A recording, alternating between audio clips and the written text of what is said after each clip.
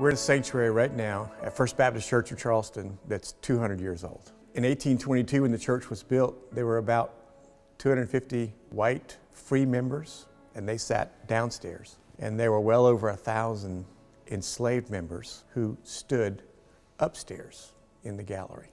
And that's where we are right now. On this location, it was at least 150, maybe 160 years where slave members of First Baptist Church gathered to worship in the balcony. Back in the day, enslaved members weren't allowed to go in the front door. The front door was reserved for the free folks who would go in the front door and sit in pews on the main floor.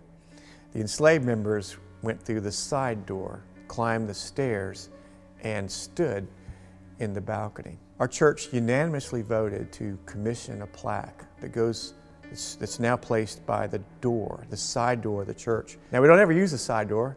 Out of respect for our enslaved members, that side door is not used. But there's a plaque there that says that First Baptist Church remembers the thousands of enslaved members.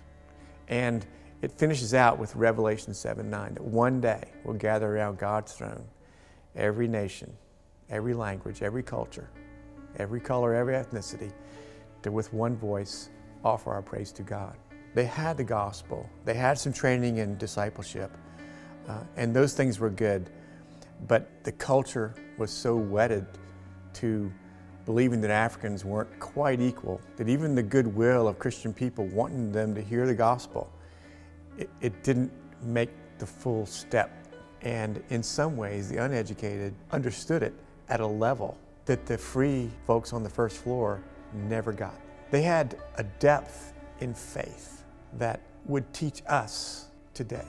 What we attempted to do, and what we are still attempting to do, is to take Micah 6:8 and live it as best we can. To love mercy, to do justice, and walk humbly with God.